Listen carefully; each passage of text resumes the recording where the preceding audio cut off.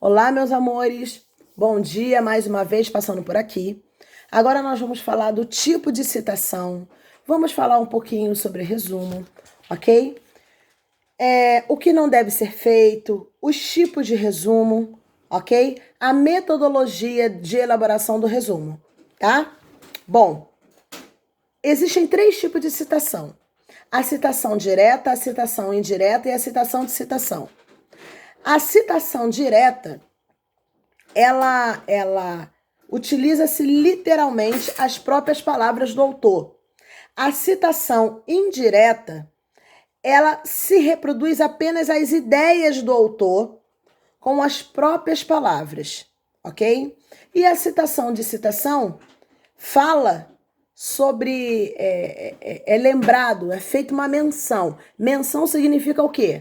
Referência a algum livro ou a algum documento que você não teve acesso, ok? Mas que conheceu através de outro autor, ok? E resumo é a apresentação que, concisa e seletiva de um texto, tá? Sempre destacando as principais ideias do autor da obra. Os resumos, eles são válidos somente quando contiverem, ok? De forma sintética e clara, os resultados e as conclusões mais importantes, tá? Em ambos os casos, destacando-se o valor dos achados ou da sua originalidade. Beleza? Bom, antes de resumir, existem alguns passos que vocês precisam o quê? Ficarem antenados, tá? Antes de resumir, nós devemos dividir o texto em partes, resumir cada parte, colocar notas à margem do texto, sublinhar as frases, expressões ou palavras-chave que sejam importantes para a identificação das ideias principais do texto.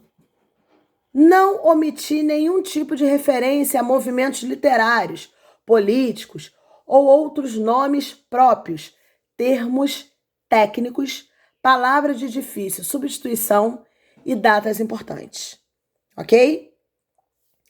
E outra coisa, identificar os articuladores, os conectores. Quem são os articuladores?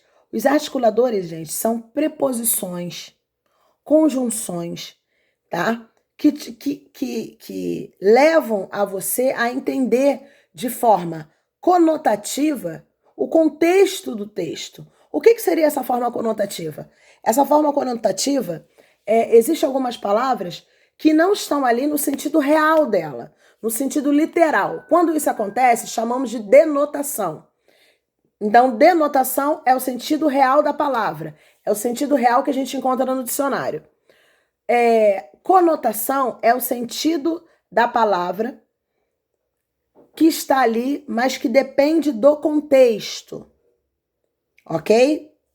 Se eu falo assim, o leão está preso no zoológico. Leão aí, ele vem como o quê? Denotativo, sentido real da palavra. Eu estou me referindo ao quê? A quem? Ao bichano, ao leão, rei da selva, né? Se eu falar, nossa, o leão do meu filho gosta muito de comida. Quando eu falo leão, o rapaz grandão que eu tenho lá em casa gosta muito de comida. Então, esse seria o sentido conotativo, dependendo do contexto da palavra. Ok? Bom, os princípios básicos, né, do resumo seria referir-se apenas às ideias principais, respeitar a sequência das ideias do texto original, transformar o discurso direto em discurso indireto, seguir uma correta articulação, lógica, atentando para os conectores que designaram tempo, lugar, oposição, consequência, causa, conclusão e semelhança. Manter o título do texto, a resumir. O que não deve ser feito? Emitir juízo de valores, alterar o conteúdo ideológico, transcrever completamente frases do texto, utilizar recursos expressivos, ok? E ultrapassar 1/3 do número de palavras do texto original. Beleza? Nós temos 3 tipos de resumo. Nós temos o descritivo, ou também podemos chamar de indicativo. Nesse tipo de resumo, descrevem-se apenas os principais tópicos do texto original e indicam-se sucintamente seus conteúdos. Utilizam-se frases curtas e não dispensa de nenhuma forma a leitura do texto original para sua devida compreensão. B. Temos também um resumo que podemos chamar de informativo ou analítico. Esse resumo é um resumo que reduz o texto a 1/3 ou 1/4 do original, mantendo-se sempre o quê? As ideias principais, ok? Deve ser o quê? Seletivo, não sendo permitidas opiniões pessoais do autor do resumo, ok? O resumo informativo deve dispensar a leitura do texto original para o conhecimento do assunto, beleza? E o resumo crítico, ele consiste na condensação do texto original em 1/3 ou 1/4 de sua extensão, mantendo as ideias fundamentais. Diferencia-se por permitir opiniões e comentários do autor do resumo.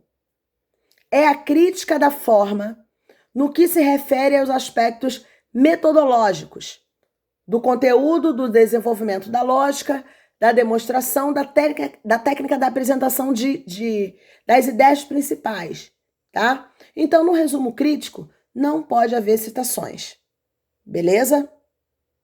Bom, na metodologia de elaboração do resumo, podemos levar em consideração que quem escreve obedece a um plano lógico, através do qual desenvolve as ideias em uma ordem hierárquica, ou seja, proposição, explicação, discussão e demonstração.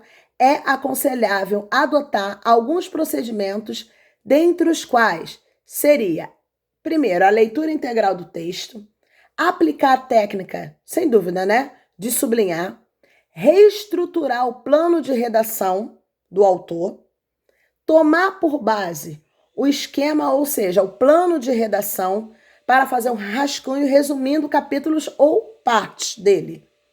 E concluindo o rascunho, ou seja, fazer uma leitura para verificar se há possibilidade de resumir, mas ou se não houver omissão de algum elemento importante.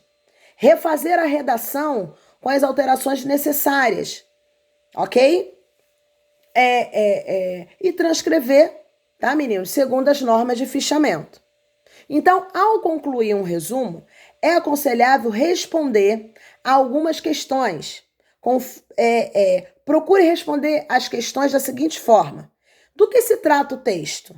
O que pretende demonstrar o texto? Com as respostas em questão, identificar a presença da ideia central e o propósito do trabalho. Destacar com redações próprias os objetivos, as ideias principais e as conclusões. Observar o processo de raciocínio do autor e a sua forma de argumentação, ok? Olha, você seguindo criteriosamente todos esses passos, a elaboração do seu resumo vai estar, ok. Beleza? Beijo para vocês.